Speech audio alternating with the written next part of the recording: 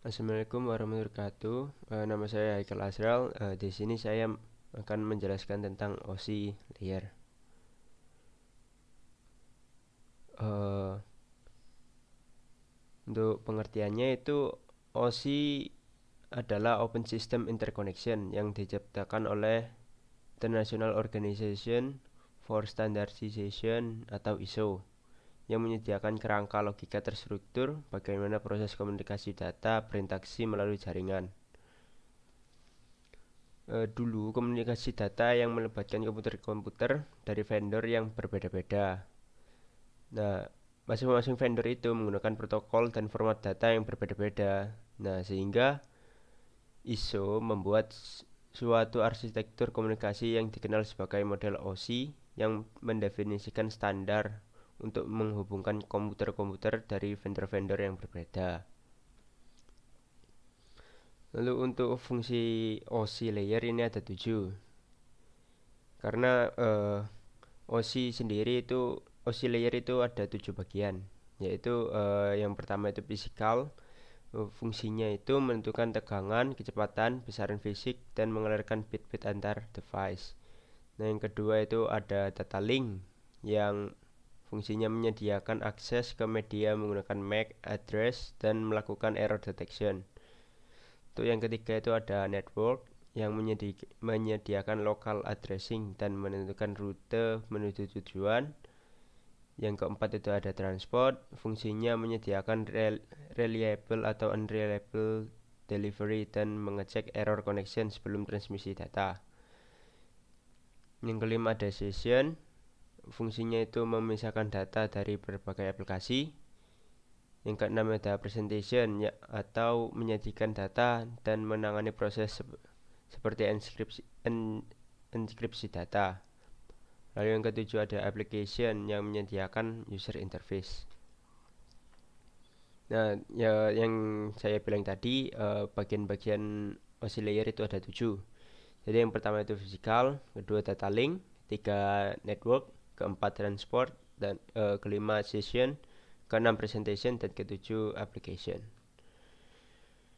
Nah, untuk physical layer itu pengertiannya itu mendefinisikan media transmisi jaringan, sinkronisasi bit, arsitektur jaringan itu seperti Ethernet, topologi jaringan dan pengabelan. Selain itu, physical layer juga bisa mendefinisikan bagaimana network interface card atau NIC dapat berinteraksi dengan media kabel atau radio. Lalu untuk data link layer itu untuk menentukan bagaimana bit-bit data dikelompokkan menjadi format yang disebut sebagai frame. Lalu data link layer itu dapat mengkoreksi kesalahan, mengatasi flow control, pengelamatan perangkat keras. Contohnya itu media access control address atau MAC address dan menentukan bagaimana perangkat-perangkat jaringan seperti hub, bridge, repeater, dan switch layer 2 beroperasi.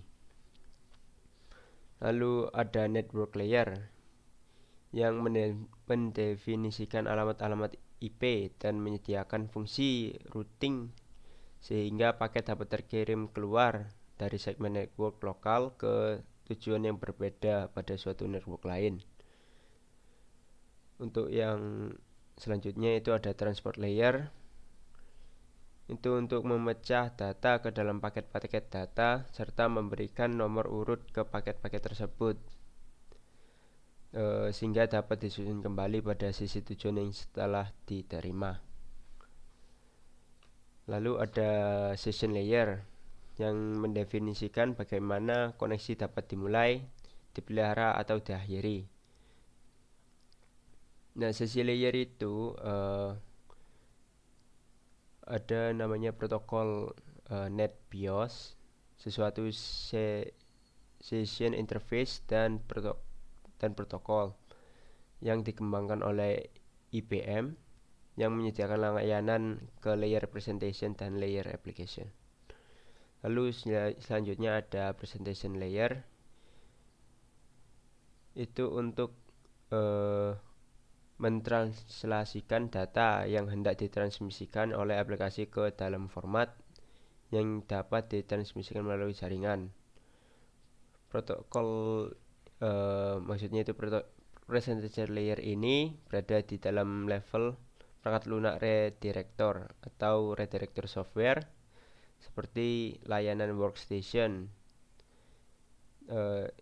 Layanan workstation itu dalam Windows NT dan juga network shell. Network shell itu semacam virtual network computing atau VNC. Atau juga bisa presentation layer ini juga bisa di remote desktop protocol atau RDP. Lalu yang terakhir ada application layer.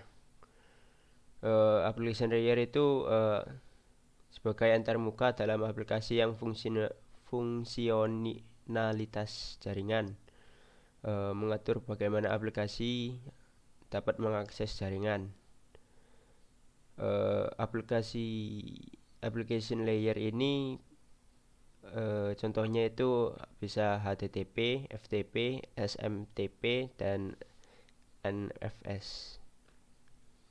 Nah, untuk kerjanya OC layer ini pertama ke application, untuk mengirim data ke komputer lain itu pertama dari komputer yang sebelum dikirim itu dari aplikasi, lalu menjadi presentasi, lalu ke sesi, setelah itu ke transport, lalu ke network atau jaringan, lalu ke data link, nah lalu ke physical. Nah, setelah di physical itu akan kembali menjadi aplikasi lagi setelah datanya diterima oleh komputer lain. Nah, ini penjelasan tentang cara kerjanya. Jadi yang pertama itu informasi berawal dari application layer, informasi kemudian melewati layer presentation dan layer session. Pada tahap ini biasanya belum dilakukan transformasi data. Informasi yang melalui ke ketiga layer ini disebut PDU atau protokol data unit atau data saja. 2. Setelah sampai di layer transport, data akan mengalami transformasi ke bentuk lain yang disebut segmen. Nah, segmen ini lalu mengalir ke layer network dan kemudian diubah menjadi paket. Nah, paket ini mengalir atau dikirim ke layer data link dan kemudian diubah menjadi frame. Nah, lalu frame mengalir ke layer physical dan kemudian diubah menjadi bits atau bit-bit. Pada layer ini bit-bit diubah menjadi besaran fisik atau seperti arus listrik, gelombang elektromagnetik, dan sebagainya. Sekian, terima kasih untuk penjelasan tentang OC layer. Wassalamualaikum warahmatullahi wabarakatuh.